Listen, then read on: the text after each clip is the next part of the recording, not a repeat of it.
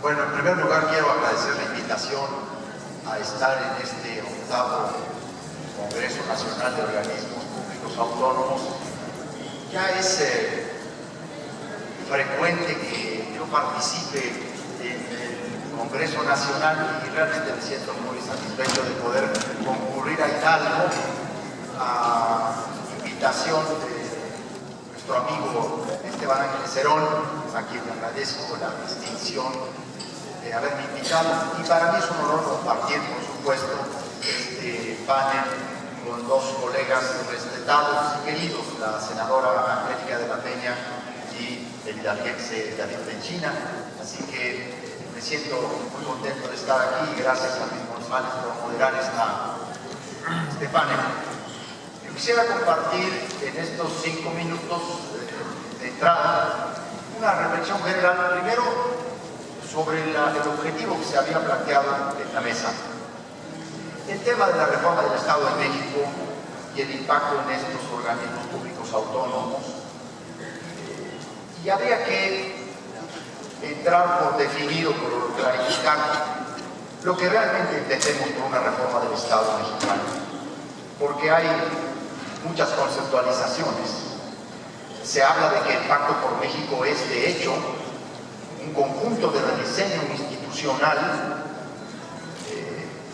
que va más a una reforma de Estado, que podría ser la matriz de este rediseño.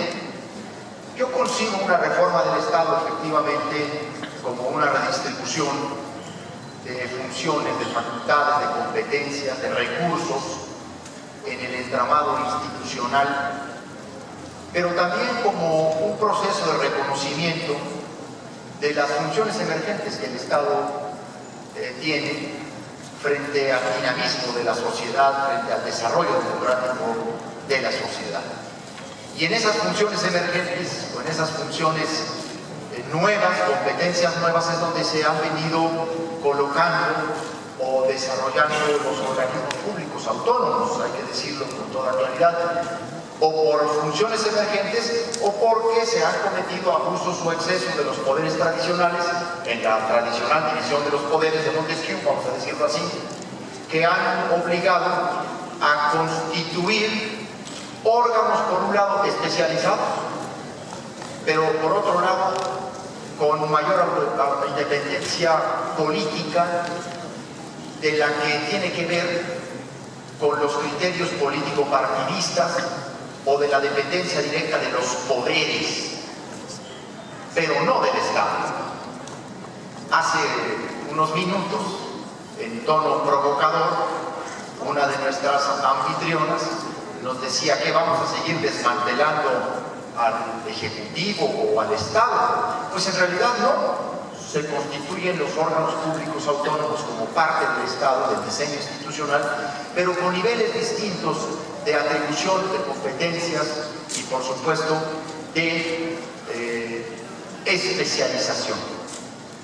La Corte, quisiera citar un criterio que la Suprema Corte de Justicia de la Nación ha dado sobre el propósito en la creación de los órganos públicos autónomos: obtener una mayor especialización, agilización, control y transparencia para atender eficazmente las demandas sociales sin que con ello se circunstancia de que los referidos organismos guarden autonomía e independencia de los poderes primarios.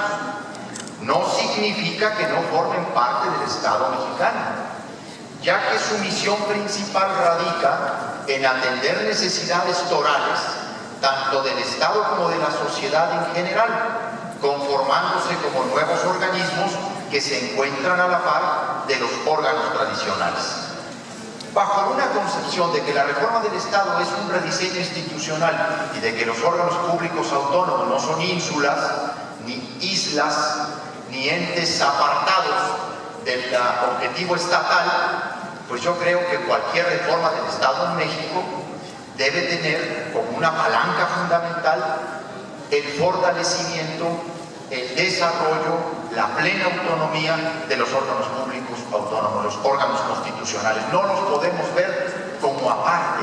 No podríamos aceptar el dilema de reforma de Estado y órganos públicos autónomos. Los órganos públicos autónomos tienen que ser parte esencial del rediseño institucional. ¿En qué parte? Yo creo que efectivamente en una identificación constitucional más precisa. No hay en la Constitución mexicana un capítulo exprofeso que homologue criterios, funciones, no solamente para su integración, sino el tipo de autonomía constitucional conferida. Hemos venido metiendo a la Constitución desde distintos artículos esta presencia de los organismos públicos autónomos. Acabamos de crear dos nuevos, el IFETEL y la COFECO.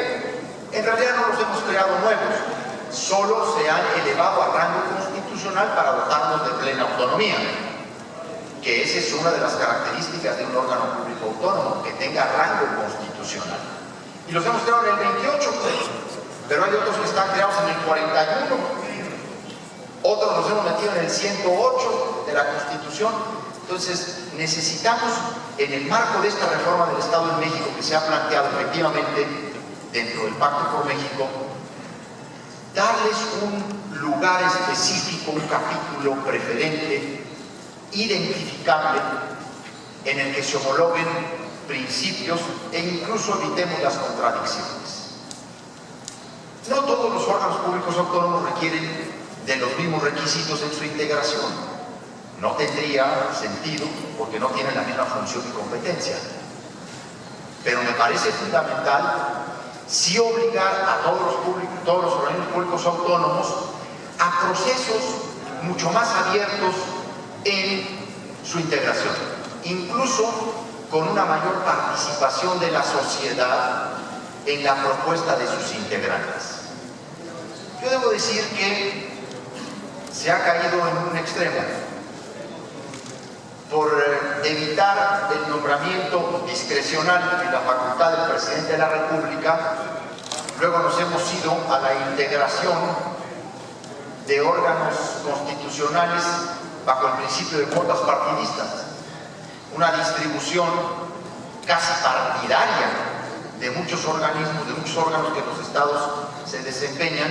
Entonces nos hemos ido de un extremo a otro.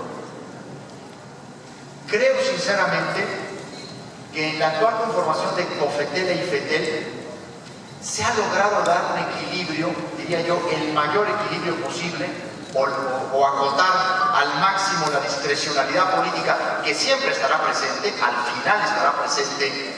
Si un órgano de estos tiene que ser elegido por el Congreso de la Unión en su etapa final o por el Presidente de la República en su etapa final, pues siempre habrá un criterio discrecional al final, pero lo importante es cómo permear, cómo transparentar desde el punto de vista de la sociedad los procesos de selección, de preselección o de selección final, para acotar lo más que se pueda a la etapa final el criterio de discrecionalidad política.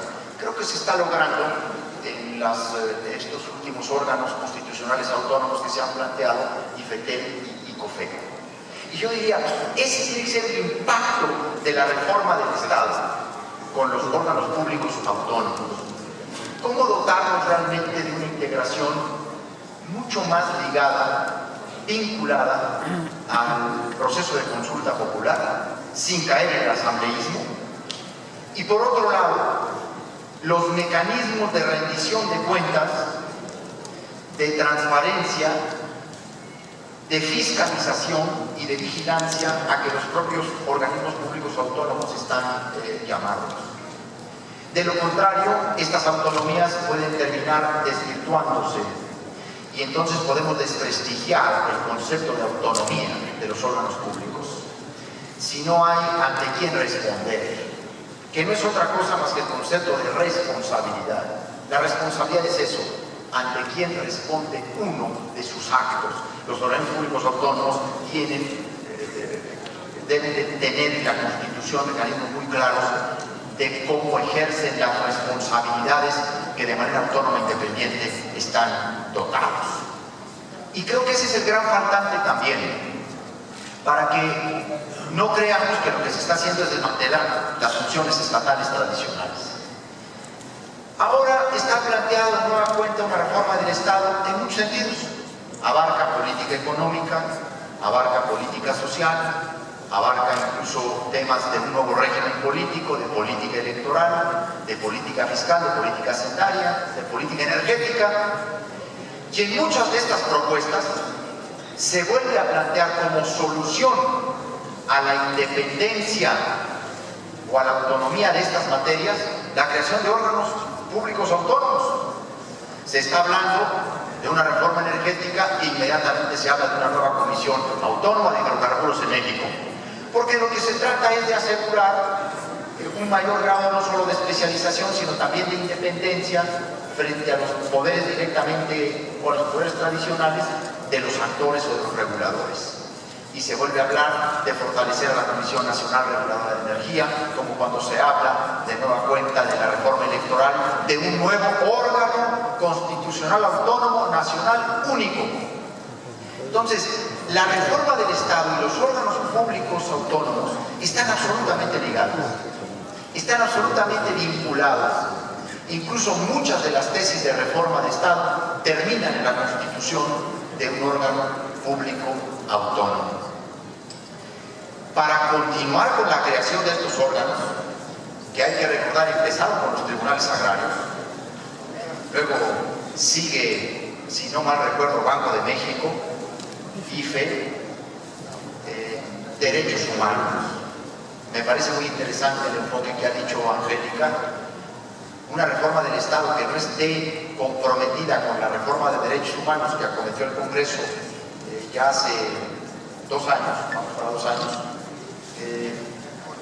pues simplemente estaría echando por la borda, estaría excluyendo la participación ciudadana, que ahora está centrado todo específicamente en los derechos del ser humano, independientemente de su condición de raza, nacionalidad, etcétera, etcétera. Yo quisiera entrar con estas dos concepciones de carácter general para luego pues entrar a lo que es el diálogo de las preguntas. Gracias, senador. Bueno.